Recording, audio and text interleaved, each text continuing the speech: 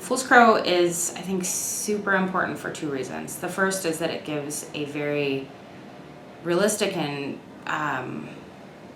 concrete image of what Blackfeet life was like in Montana before everything changed, before the buffalo were gone, and before reservations were put in place. I think that's probably the most important, is that we have this whole legacy of culture that a lot of kids, especially like white kids in Billings, Montana, or in other urban schools, don't get to see. And so being able to have them immersed in that culture in such an immersive book, I think, is incredibly important. I mean, it's only the last 10 pages of the book or so that deal with the massacre. But that's the other really important thing, is that it presents this history where this heinous massacre of innocent women, children, men happened. And that history is really important. It's something that I think isn't taught enough and that isn't acknowledged enough. But it's sort of the juxtaposition of those two things. The prophecy in the end of the book, when Fool's Crow is speaking to Feather Woman and he sees the history for his people, his fear is not what will happen to them. His fear is that people will forget. And Feather Woman says they won't forget. The stories will be passed down. And then here we have Welch's book that is the stories, that is the history. His book is the prophecy. And so I can't speak highly enough of it. I know some teachers struggle with it and some students do, but it's one of those things where if you let yourself fall in love with it, you will, and your kids will too. Okay? Definitely students struggle with this book. It's not an easy book, and I tell them that from the outset, that it's not easy, but that doesn't mean it's not worth reading, and that anything worth doing never is easy. I think they struggle the most with the names. There's a lot of characters in the book, and they have names that these kids are generally not accustomed to, and that goes from the place names to the character names to the names of the animals. And I think that's their biggest struggle, is keeping track of the different names and places. But there's also a lot of sort of metaphysical stuff happening. There's a lot of dreams and visions, and kids can't always tell what's real and what's not and how they're supposed to interpret that. And I think if we just let them know that you don't have to completely understand what's happening, it can be sort of living in both realms of reality and dream. I think they do a little better with it. Kids that like the book, that have a transformative experience, really like the immersion of being in a different place, in a different time, in a different culture. They like learning about Blackfeet culture in particular, and the history as well. Mm-hmm. I have a young lady who's Crow, and she actually loved the book, and she told me that it was kind of hard at first for her with the perceptions of Crow people, especially historically between the Blackfeet and the Crow, but that she sort of used that to go against stereotypes. Like, she doesn't want to be known as like a warring Crow. She wants to be peaceful with everybody, and with Blackfeet and white people and everybody alike. So 2 years ago, I went to a best practices conference that was sort of parallel between the Holocaust and the Native American genocide. And I met with Brenda Johnston, who is an incredible teacher from Browning, and she sort of opened my eyes that this history happened in Montana. I grew up in Fort Benton, and I had no idea that this happened so close to my hometown, that there was this heinous genocidal action, and I remember at the conference being really upset and angry, and I wanted to do something about the fact that nobody knows about this history. I didn't know about it, and I knew my students didn't know about it. And so I just sort of started thinking how I could bring this into my classroom in a really meaningful way. And I thought, because Fort Benton is so enmeshed with the novel, that it would be really interesting to sort of make that place come alive for my students. And more than anything, go up to the massacre site.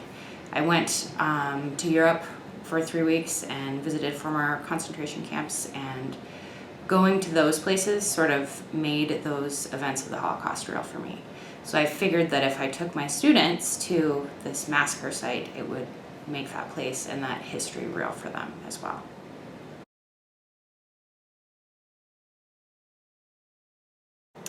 I think the history of Fort Benton is huge. It's called the birthplace of Montana, and there's a lot of history there that connects to the book. I think for kids to be able to go to a place, that idea of place-based learning, where it's not just some setting in a book, it makes the story come alive. And as far as Montana history is concerned and the field trip, the museums there have some really good qualities to them. They have good artifacts that are important, and I think provides a real learning opportunity for kids that may not have that experience.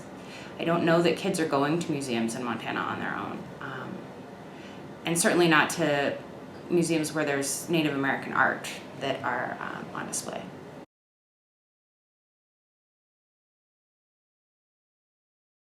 I can't speak highly enough about going to a place where history happened. I think there is nothing comparable to it. There's nothing that you can do in the classroom that replicates that kind of experience. It's an emotional experience. Being there where that history occurred with a Blackfeet elder, with someone who was willing to share his knowledge of the history with us, was incredibly powerful. Mr. Weatherwax talking about his grandmother's account of the massacre, I think that sort of testimony is hugely important and is hugely valuable in any sort of historical context, especially a genocidal context. So for him to share that with us and with the students is another thing that made it real. It's not just a story in a book anymore. It's something that actually happened to people, and this is the people that it happened to, like this gentleman that shared his story with us. That's his lineage. Also, I think the opportunity for kids to write, to give them a means of expression and a way to process what we were dealing with was really important. Being able to go to the site and walk around and look and smell the prairie grass blowing and be able to sit and write was really important. I think the most incredible and moving part of that was that Mr. Weatherwax sang Heavy Runner's song. So he sang Heavy Runner's song in this place where Heavy Runner, who held up a piece of paper saying, "I'm friendly and I don't want war," was murdered. Just incredibly impactful and powerful and beautiful.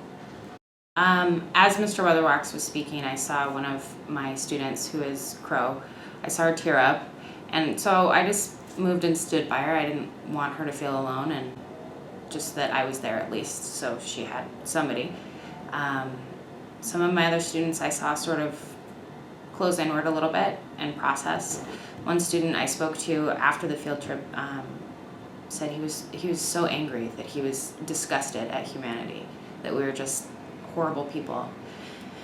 And so I talked to him a little bit and I said, you're right, we can be, but we're also beautiful and kind and loving, and we do all of these wonderful things. We make art and music and books, and I'm continuing to talk to him and help him sort of process. It's a hard realization to understand that we're capable of doing such heinous things to one another.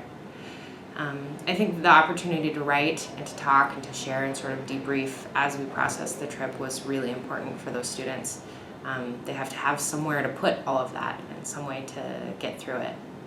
I would say that it's imperative to remember the past, especially when atrocities have occurred. There's the old moniker of, if you don't learn the history, you repeat it. And I think that's incredibly important. More than that, and in addition to that, I guess, is honoring those whose lives were lost. Elie Wiesel said that if we don't remember, it's like killing the victims again. And so I think it's our duty to carry on the history and to remember, even if it's painful.